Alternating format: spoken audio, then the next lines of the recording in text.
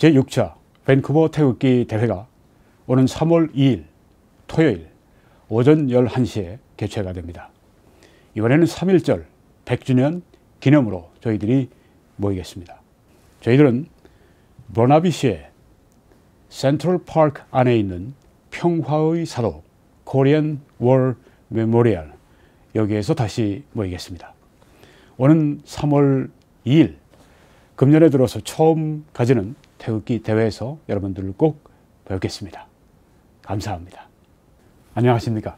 오늘은 트럼프 대통령이 주한미군 철수를 2차 미북 정상회담의 협상 대상으로 삼지 않은 이유, 이런 제목으로 말씀을 드리겠습니다. 오늘은 여기 시간으로 2월 6일입니다. 여러분, 트럼프 대통령은 주한미군 철수론자라고 하는 사실을 반드시 기억해야 합니다. 우리 한국의 보수파 가운데 어떤 분들은 이걸 믿지 않는 분들이 있습니다. 트럼프 대통령에 대해서 아주 좋은 생각과 감정을 가지고 있고 신뢰하기 때문에 우리를 버리겠는가, 주한미군을 철수하겠는가, 그렇게 생각합니다. 그것은 트럼프 대통령의 말을 믿지 않는 트럼프 대통령을 거짓말쟁이로 만드는 그런 결과를 가져온다고 하는 것, 그걸 알아야 합니다. 트럼프 대통령은 자칭 주한미군 철수론자입니다.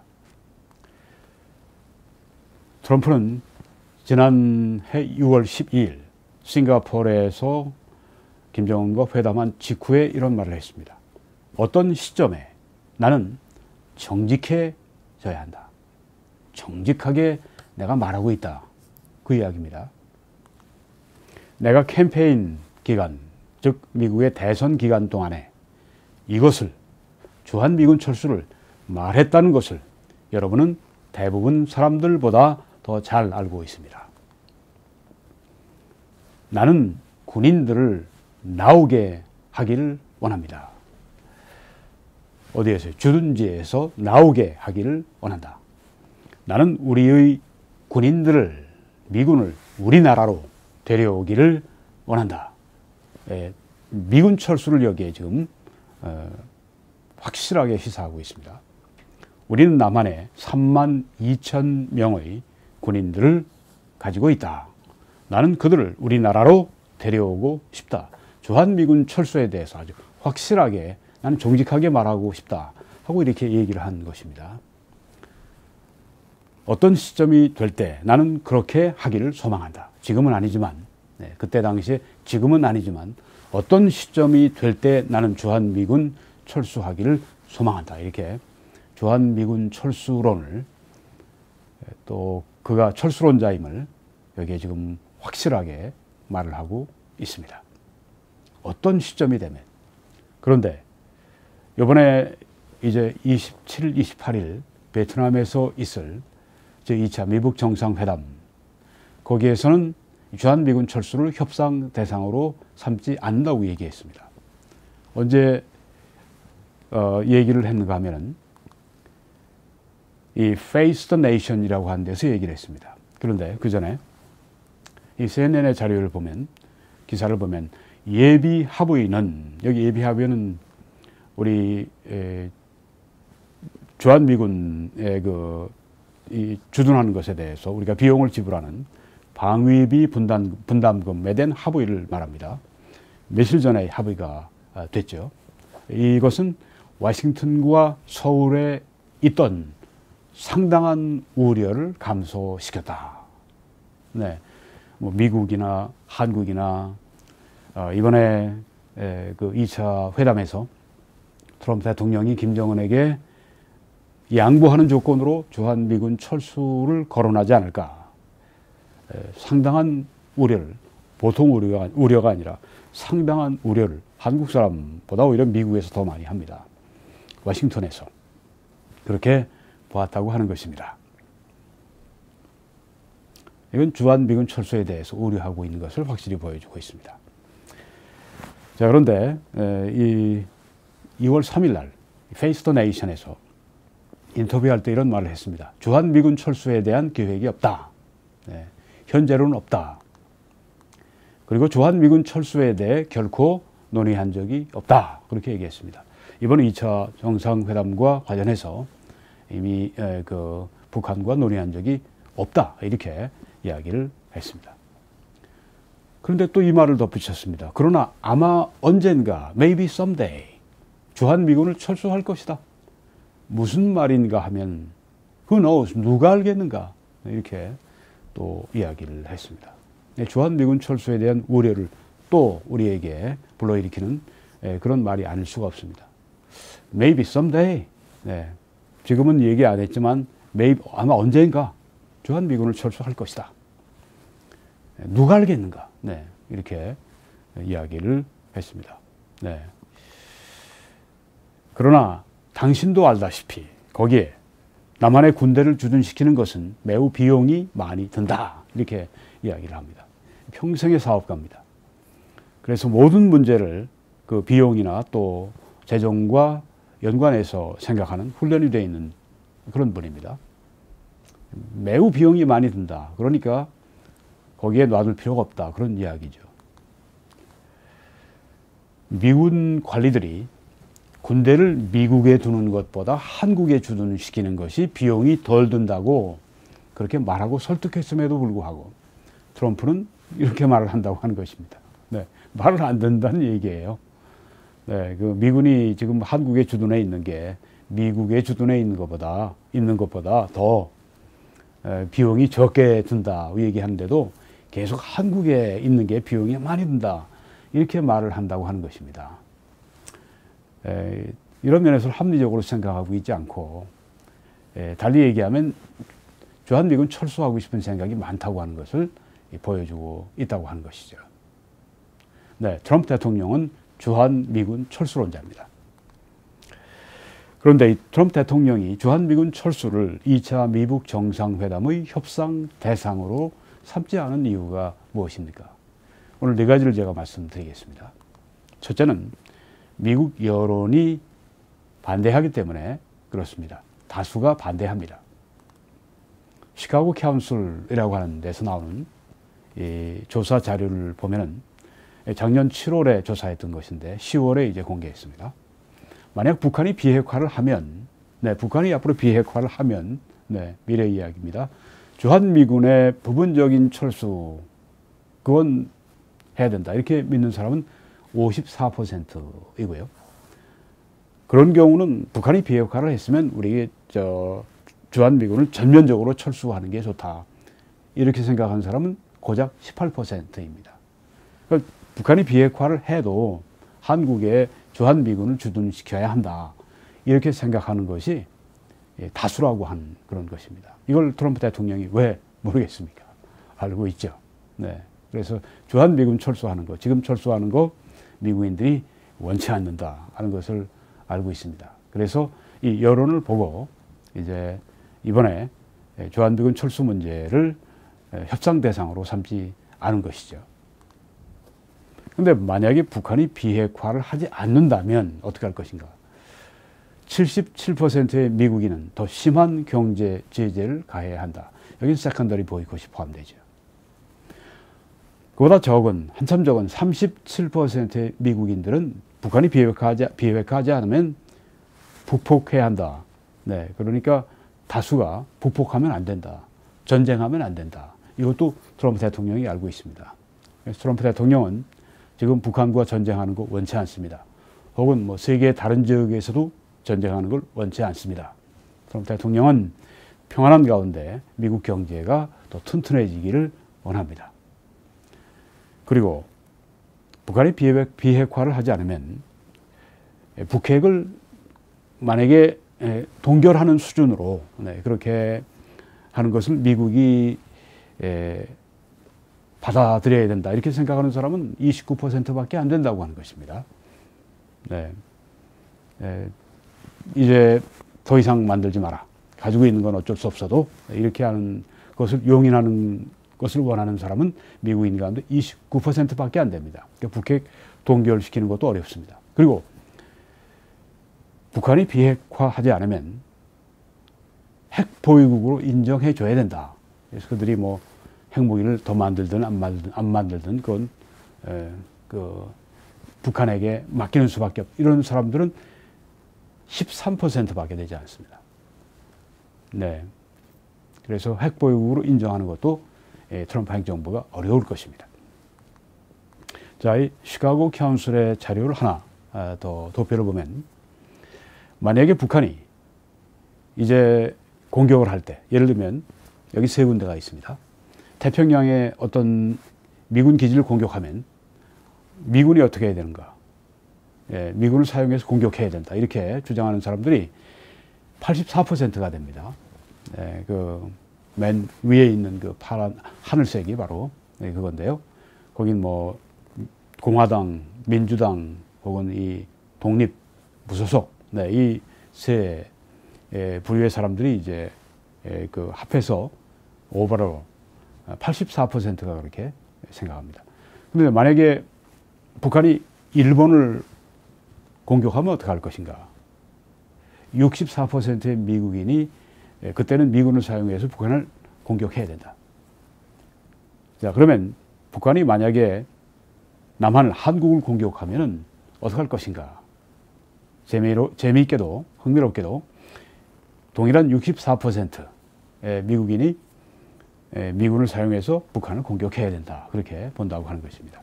한국이 공격받을 때, 북한으로부터 공격받을 때 미국은 방어하기를 원한다. 다수가 그걸 원한다고 하는 것입니다. 네. 이충근 박사님이 이제 이 자료를 쓰셨는데 이 질문은 뺐습니다. 제가 이 질문을 하겠습니다. 미국 본토가 북한의 핵 공격을 받을 수 있는 그런 상황이라면 어떻게 할 것인가? 물론 미국은 그 북한을 공격하지 않습니다. 네.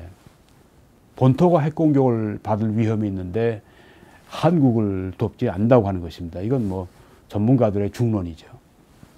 이 아주 중요한 그런 질문입니다. 네, 이런 질문이 이춘근 박사 그 안보론엔 들어가 있지가 않습니다. 이런 질문을 하지 않습니다. 이런 것들이 약점이라고 생각합니다. 네, 이런 것들을 가지고 이런 걸 빼고 이런 자료들을 가지고 이렇게 미국이 우리를 지켜주기 원한다. 미군 철수하지 않는다. 이런 식으로 일방적으로 이렇게 나간다고 하는 것이죠. 반대를 생각해야 됩니다. 항상. 특별히 안 보면은 뭐 더더구나 말할 것도 없습니다. 자, 이번에 그 2차 정상회담에서 트럼프 대통령이 주한미군 철수론자지만 철수를 거론하지 않는, 협상 대상으로 삼지 않는 두 번째 이유는 대통령을 보좌하는 참모들이 반대하기 때문에 그렇습니다. 국민들이 반대하고 또 참모들도 반대하기 때문입니다. 여기 로스앤젤레스 타임스에 존 켈리 전 비서실장이 인터뷰한 기사를 봤는데요. 거기에 보면은 존 켈리 비서실장이 주한미군 철수를 반대했다 하는 것을 보여주고 있습니다. 참모들이 반대하고 있다고 하는 것이죠. 여기 보면 예비 합의는 아까 잠깐 봤습니다. 예비 합의는 워싱턴과 서울에 있던 상당한 우려를 감소시켰다. 주한미군 철수에 대한 상당한 우려. 이번에 2차 정상회담 하면서 이 트럼프 대통령이 이 김정은에게 이제 거래 하나의 이 제스처로서 주한미군 철수를 말하게 되면 어떻게 할 것인가. 이거 워싱턴에 있는 이 참모들이 아주 우려했던, 서울에 있는 우리들도 우려했던, 뭐 우려하지 않는 사람도 있지만 우려한 그런 것들을 이번에 우리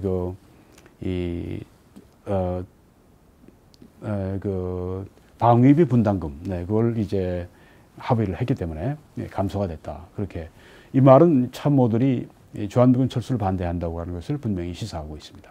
그리고 트럼프는 오랫동안 전 세계에 주둔한 미군들의 주둔 비용을 공개적으로 통탄했고 그 나라들에서 주둔 미군이 철수할 가능성에 대해서 참모들을 사적으로 압박해 왔다. 계속 세계 전역에 있는 미군들을 미국 본토로 불러들이는 그 철수하는 그것을 계속해서 참모들에게 요구해 왔다. 참모들은 이 주한미군 철수를 반대했다고 하는 것을 여기 보여주고 있는 것입니다. 뉴욕타임즈는 지난해 5월에 트럼프는 미 국방부가 남한에 주둔해 있는 미군들을 줄이는 감축하는 그 옵션을 자신에게 가져오라고 명령했다고 보도했다. 작년에도 주한미군을 감축하는 그런 일을 시도했다고 하는 것, 트럼프 대통령이 시도했다고 하는 것을 여기 지금 보여주고 있습니다. 그리고 이런 것들이 주한미군 철수를 참모들이 반대한다고 하는 것을 시사하고 있습니다. 또 참모총장 조셉 던폴드는 또 국가안보보좌관 존 볼턴은 만약에 트럼프 대통령이 주한미군 철수하기를 결정한다면 반대할 것이다. 참모들의 반대를 보여주고 있습니다. 그러나 시리아에 대한 결정처럼 트럼프는 돌연한 결정으로 참모들을 놀라게 했다.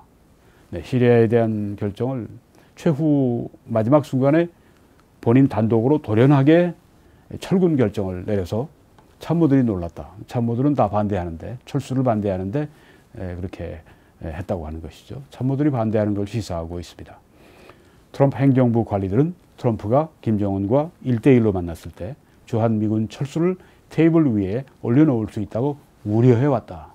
반대했다고 하는 이야기입니다.